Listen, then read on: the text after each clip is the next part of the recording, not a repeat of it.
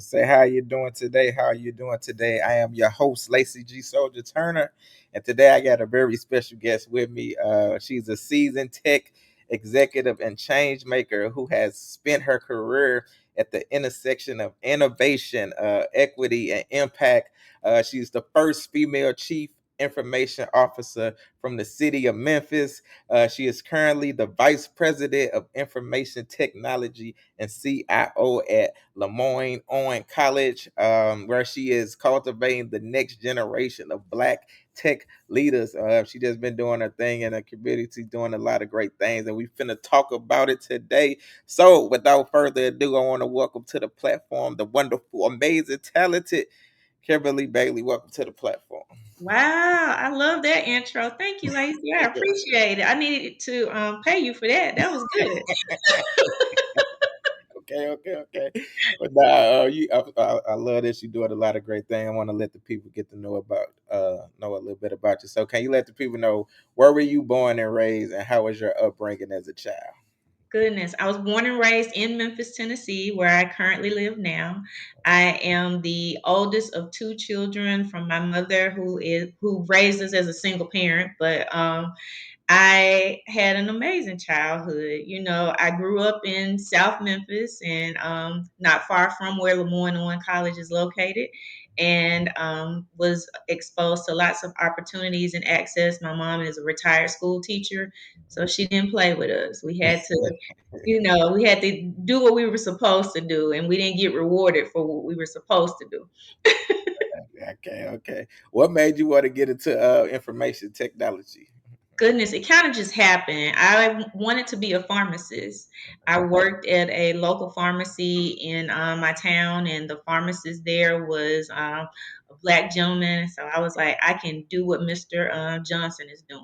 And until I ran into organic chemistry and realized Dr. Johnson didn't tell me what was really happening with this pharmacy thing, but I really loved my computer classes, and that's how it all started. And I had some great mentors. I went to a small college here in Memphis, Christian Brothers University, and was afforded a lot of opportunities, even my first internship with the city of Memphis. So it just all kind of happened, and I have just taken it from there, and it's been now 30 years. Wow! Salute to you. Salute to you. That's a long time doing something great that you really love doing. Also. For real. So let me ask you this. How did it feel like being the first female chief information officer for the city of Memphis? It was a little scary.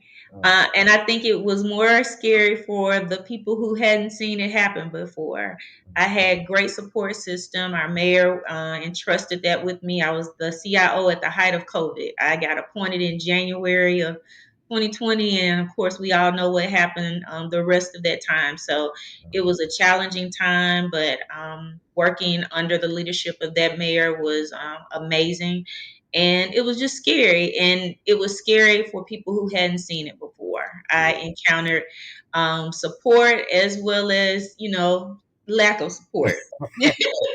I ran into it all, but I was very grateful for the opportunity, and it has just opened up so many amazing doors since. Okay, I want to go on to something else real quick. You're also the creator of Color and Read, uh, Yes. children's coloring books. Can you tell the people about that and what made you create that?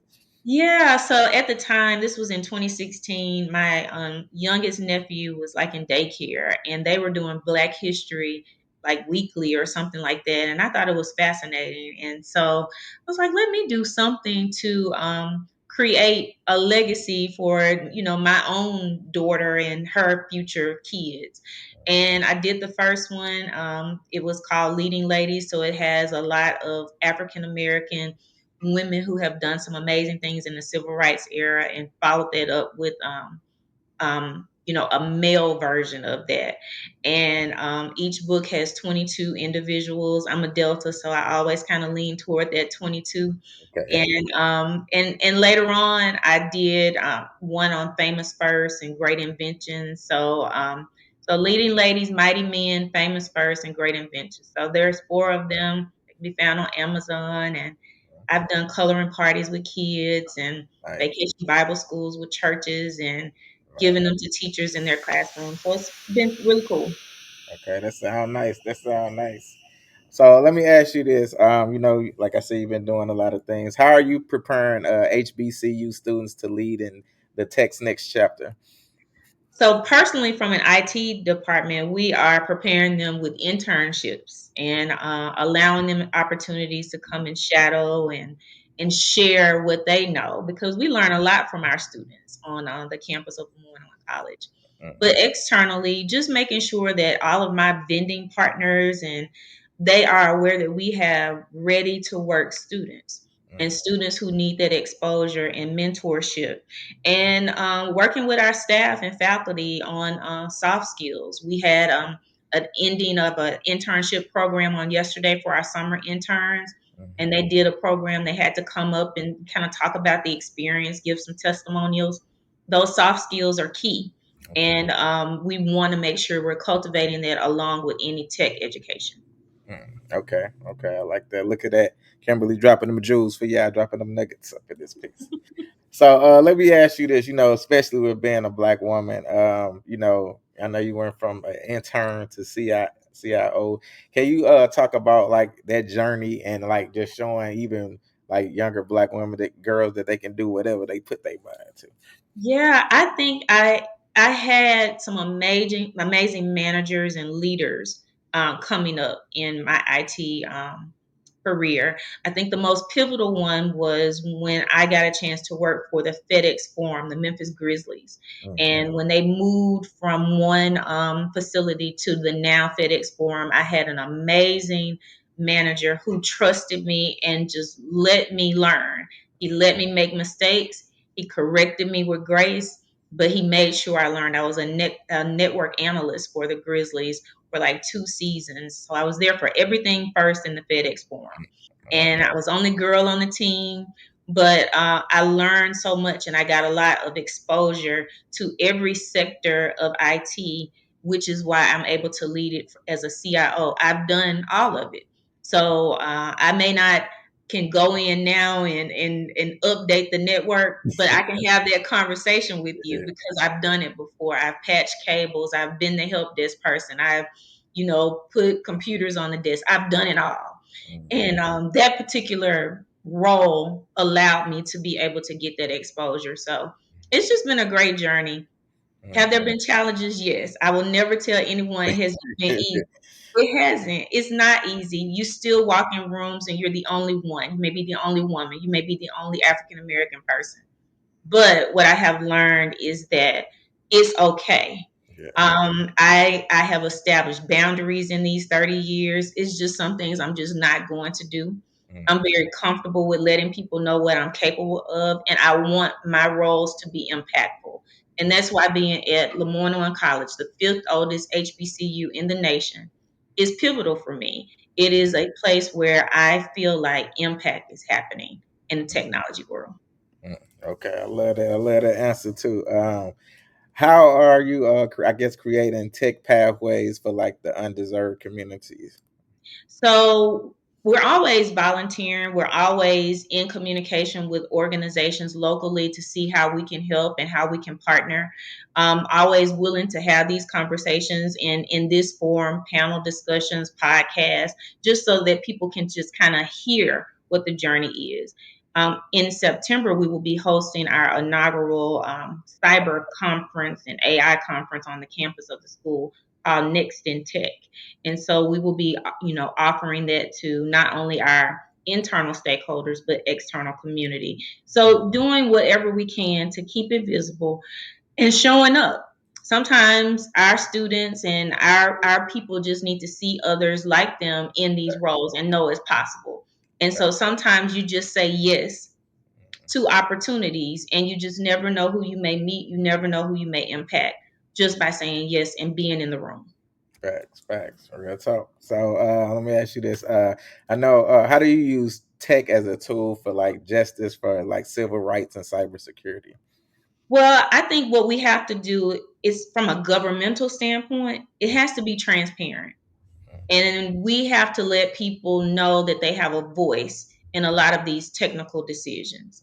Social media is our our way to reach so many people. So with responsible information and factual information. We can spread that through social media. We can do what you're doing. Mhm. Podcasts and things of this nature are that's the way to get the word out. That's the way to reach the people that you won't run into on a regular basis. Having platforms like this, taking part in that, being open with the conversation, being able to say what it is and what it isn't, and having people who aren't afraid to have their voice and be open to listen to all different perspectives, I think is the way to go. Okay. Like I said, you've been doing a lot of work. Like you say, you've been doing this for years or whatever. So, Mhm. it's always good to be honored. So I know saw you was recently honored as a 2024 MEM Tech Trailblazer and is a Yeah. 2025 Tennessee CIO or B Award nominee. How like do these accolades make you feel just being nominated and honored and all that? I think it's really cool. I don't let it define me, but I think it's really cool when you feel like the work you're doing is being noticed. And that's for anything that you do. So I have been very honored. I've been very grateful for those opportunities. And it just makes me want to do more, not for the accolades, but just to do more. And I don't think I'm done yet. I think there are so many other opportunities. There's just so much in this space that we haven't touched yet. But I am honored always. If someone is saying my name in a room that I'm not in positively, I'm honored. Yeah, like, yeah, I heard that though. Indeed. But look, let me ask you this. You kind of touched on it a little bit, but on your journey, what would you say has been your greatest challenge? The greatest challenge, Hmm.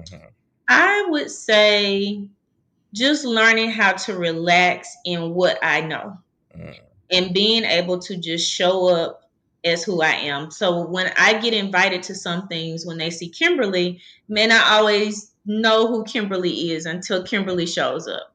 And early in my career, that was a little bit intimidating. But now I feel very comfortable in these spaces. I'm a natural introvert. I'm okay when my people meter runs out and I'm kind of done and I've done all the things. So I've just gotten to the point where I'm okay with it, being who I am. And I think that was my biggest hurdle. Um, just being the only girl in the room. Sometimes you just have to elbow your opinion in there. Yeah. Um, Being the girl in the room who's not going to be the one to clean up the room when the meeting is over. They're scheduling the meetings, having those duties that they feel like are more gender based, even though we're all sitting there with the same abilities and same titles. So, just navigating it. And there are some things I have yet to encounter. And I just, pray that I am prepared Yeah. for it, and I try to do it with grace, and I try to do everything with integrity. So when the day is done, I sleep well and I feel like I've given my best. Okay. Okay. I like that. So, the flip side of that, what would you say has been your greatest accomplishment? My greatest accomplishment, I would say, becoming the first female CIO with the city of Memphis was that was a pretty big deal, I think, and especially during the time, and we were able to thrive, even though we had to pivot for all of those regulations around COVID.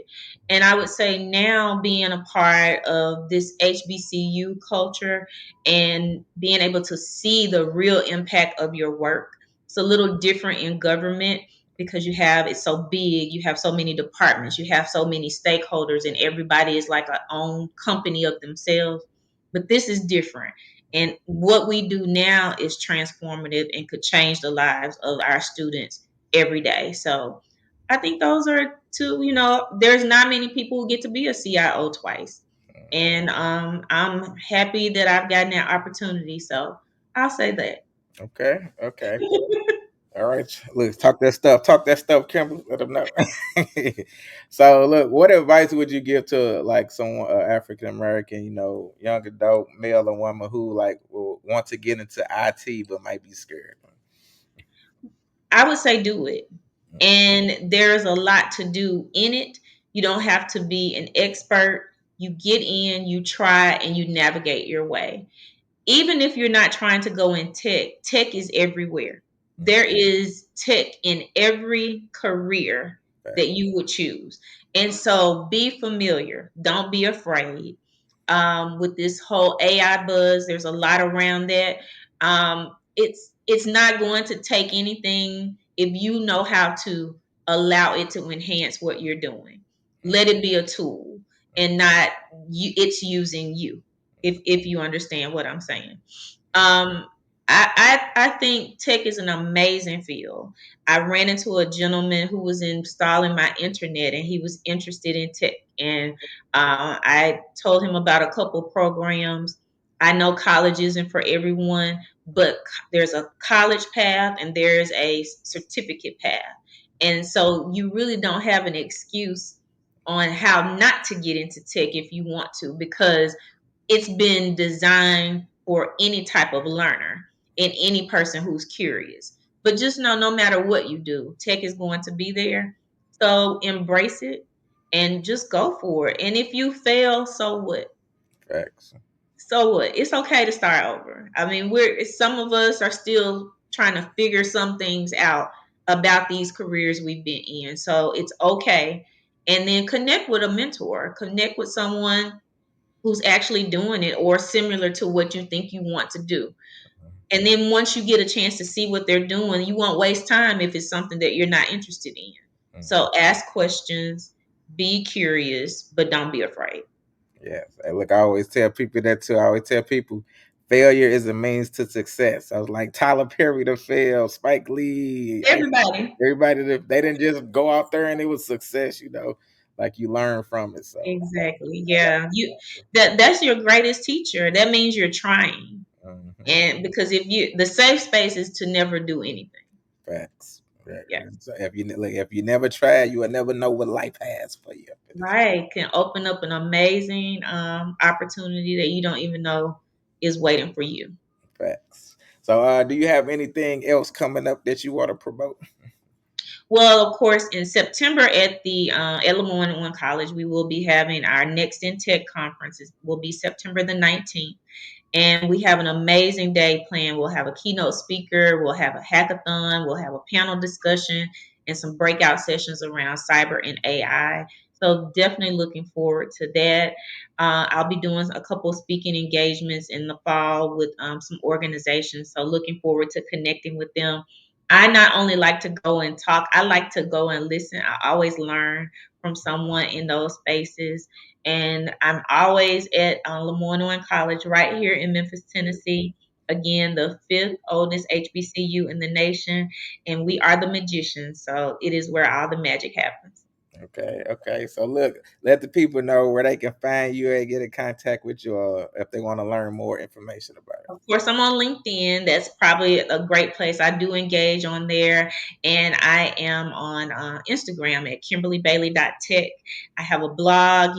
You go there, you can see my website. I do a blog. I've kind of put it on the pause for a little bit, but I've done some podcasting, looking to kind of re-energize all of that once this CIO role just settles. And it'll be a year next week that I've been in this role with LeMoyne On. And so Okay, I think now we got it where the ship will kind of steer itself a little bit so I can start branching out and doing more of these things and meeting amazing people like you. okay, okay, okay. Look, thank you for saying that. Amazing. No, it's like, well, look, my last question that I love to ask all my guests. So, when it is all said and done, and you are long gone from this earth, what is it that you want the people to know about Kimberly Beck? Wow, that she did her best every day, that she raised an amazing daughter, and that she loved God and she loved her job, and she showed up every day and gave it 100%. Okay, I let it drop the mic in. Go ahead, bam, drop the mic off. Well, now, thank you, Miss Kimberly. I love what you're doing. You're doing a lot of great things. So, and I will definitely let you know as soon as I write this article and drop it on our platform. Also, Excellent. I look forward to it, and I've kind of followed some of what you've been doing, and I love the interviews. It's been interesting, so Thank I you. love it. So keep up the great work. Appreciate you. Thank you. You have a good rest of the day. Same to you. Take All right. care. All right. Bye bye.